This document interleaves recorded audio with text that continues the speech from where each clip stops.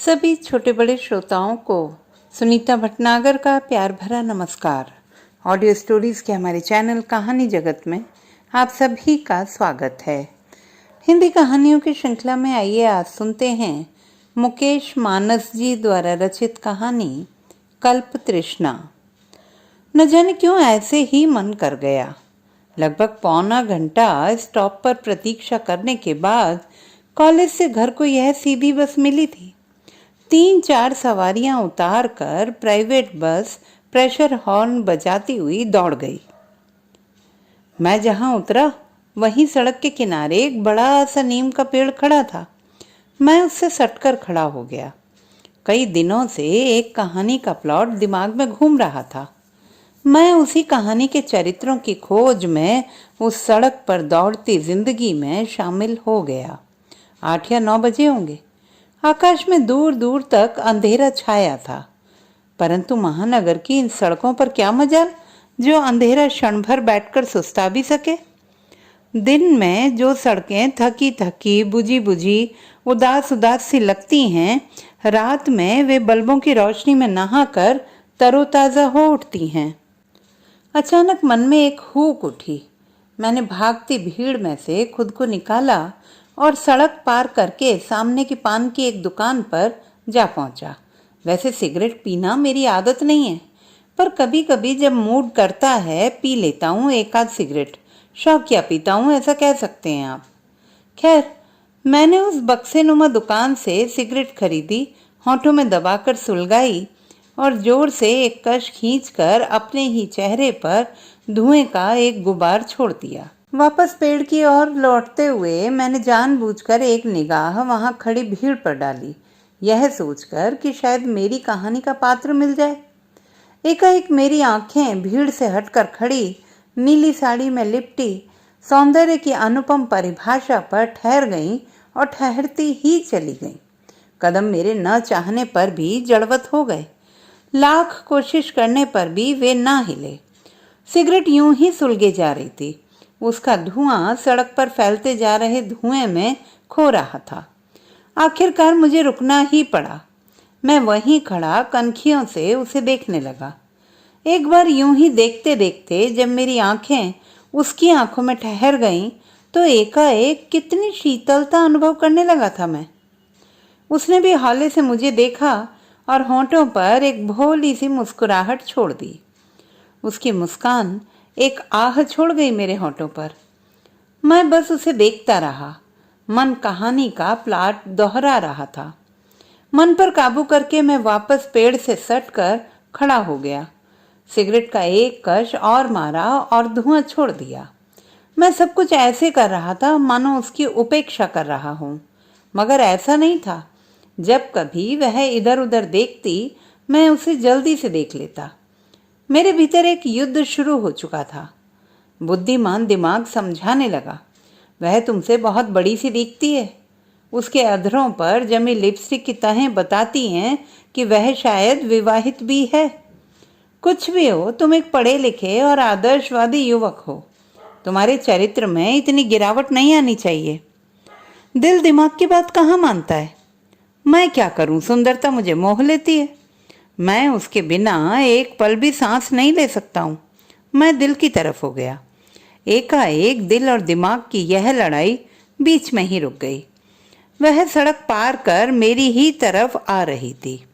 दिल जोर जोर से धड़कने लगा। जब तक आंखें उसके चेहरे पर जमाता, वह आकर मेरे साथ ही खड़ी हो गई। मैं दम साधे उसकी तरफ पेड़ से सटा खड़ा रहा। अब निगाहें सड़क पर भागती दुनिया में उलझने का प्रयास कर रही थी। मैं अभी भी उसकी उपेक्षा करने की एक बेजान सी कोशिश कर रहा था। सांसों से नियंत्रण छूटा, दिमाग सुन्न हो गया। लगा गिर पड़ूंगा जमीन पर। आपको कहीं देखा है, उसने कहा। उसकी मीठी सी आवाज मेरे अंदर ही कहीं ठहर सी गई थी, मगर कहाँ, याद नहीं आता। वह खुद ही दोबारा बोल पड़ी थी। मेरे होंठ सूख गए। मुंह से 2 शब्द नहीं निकले। एकाएक उसे न जाने क्या सूझा। उसने पेड़ की ओट में आकर अपना हाथ मेरे उस हाथ पर रख दिया जिसका सहारा लेकर मैं खड़ा था। पेड़ के आसपास काफी अंधेरा है, किसी ने कुछ न देखा होगा। मैं सोचता रह गया। मैंने घूमकर उसकी ओर देखा, आंखों से आंखें टकराईं। उसने मुझे सम्मोहित कर दिया। अगर आप जल्दी में ना हो तो चलिए मेरे घर, एक कप चाय पीकर जाइएगा। कितनी शिष्टता थी उसके शब्दों में। मैं तो यही चाहता था। मैं उसके पीछे चल पड़ा। वह सामने के फ्लैट्स में ही रहती थी। जब वह अपने घर का दरवाज़ा खोलने लगी तभी उसकी पड़ोसन भीतर से निकली। इससे पहले कि पड़ोसन मेरे बारे में कोई प्रश्न करती, आरती, ये है अनुपम, मेरे मामा का लड़का। मैंने तुझे बताया था ना इसके बारे में। वह और भी न जाने क्या क्या कहती गई मेरे बारे में। एक शब्द नहीं निकला मेरे मुंह से। मैं तो बस उसे देख रहा था। उसने मुझ पर जादू जो कर दिया था। उसने मुझे ड्राइंग रूम में बिठाया और अभी आई कहकर चली गई। थोड़ी देर बाद जब वह चाय लेकर आई तो मैं उसे देखकर पागल हो उठा। अब वह नीला गाउन पहने थी जो साड़ी से भी ज्यादा झीना था। सब कुछ देख रहा था उसका मैं, सब कुछ, उसका पूरा का पूरा शरीर। सच कितनी सुंदर थी वह। मैं अनुमान लगाता रहा।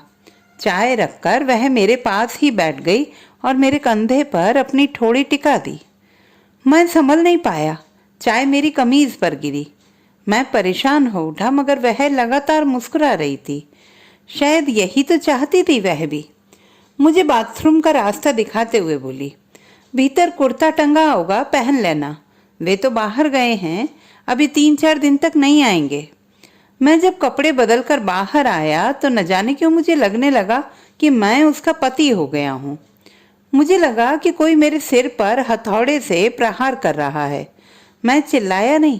उसने मुझे देखा और हंसते हुए बोली, आप तो उनके कपड़ों में बिल्कुल उन जैसे ही लगते हैं। मुझे लगा कि मैं सब कुछ भूल गया हूँ, मेरी स्मृति खो रही है। वह मेरा हाथ पकड़कर मुझे भीतर ले गई। एक बड़े से पलंग पर 2 बड़े बड़े तकिए रखे थे। एक नन्हा सा शिशु बेखबर सो रहा था। मेरी लड़की है, अगले महीने 1 साल की हो जाएगी।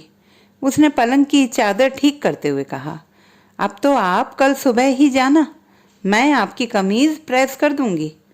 अभी तक जादू उतरा नहीं था। मैं पलंग पर लेट गया। बत्ती बुझाकर वह भी मेरे पास ही आ गई। पूरी रात मैं उसकी इच्छा अनुसार उसके शरीर से खेलता रहा। सुबह कोई 5 या 6 बजे जादू टूटा। मैं उठा, कमीज पहनी और दरवाज़ा खोलकर बाहर निकला। पड़ोसन का दरवाज़ा खुला। वही निकली। अरे, बड़ी सुबह ही जा रहे हो? हाँ जी, मुझे जरा जल्दी है, मैंने हड़बड़ाते हुए कहा था और जल्दी जल्दी सीढ़ियाँ उतर गया। इस घटना को कई महीने तक मैंने अपने दोस्तों से छिपाए रखा। किसी को बता भी कैसे सकता था? सुनकर वे सब मुझे जाने क्या क्या कहते। उनके लिए मैं एक आदर्शवादी और चरित्रवान पुरुष था। अगर उन्हें साफ साफ कह देता तो उनकी आंखों में मेरी क्या इज्जत रह जाती। मैं अक्सर जाने क्या क्या सोचता रहता। जितना ज्यादा सोचता उतना ही चुप रहता। चुप्पी में सदैव अपनी ही कुछ पंक्तियां कानों में गूंजती रहती। यह जो चुप्पी साध रहे हो ना, बोझा मन पर लाद रहे हो। हाँ, एक बोझ ही तो था जिसे मैं एक खामोशी के साथ उठाए चला जा रहा था। बहुत दिन चुप रहा। फिर एक दिन मेरी खामोशी, मेरी मूकता ने विद्रोह कर दिया। मैं सोचने लगा, सभी की तरह मुझ में भी सबके जैसा ऐसा कुछ है जिसने मुझे कमजोर किया। मेरे आदर्श जिसके आगे फीके पड़ गए, क्या है वह ऐसा? मैं सोचता रहा मगर उत्तर न मिला।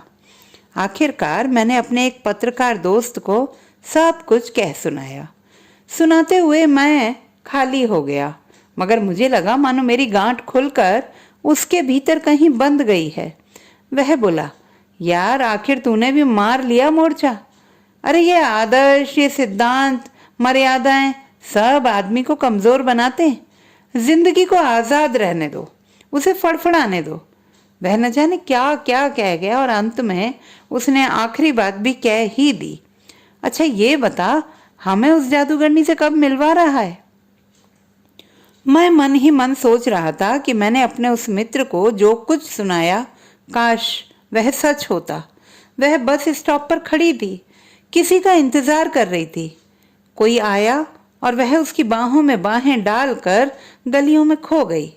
वह बहुत सुंदर थी, उसकी आंखों में जादू था। तभी तो पेड़ से सटा मैं अपनी कहानी के एक पात्र को उस कल्प तृष्णा से बाहर निकालने का प्रयास कर रहा था। तो दोस्तों, ये थी हमारी आज की कहानी। आपको कैसी लगी कमेंट बॉक्स में लिखना ना भूलें। चैनल को सब्सक्राइब करें, लाइक करें और मित्रों के साथ शेयर करें।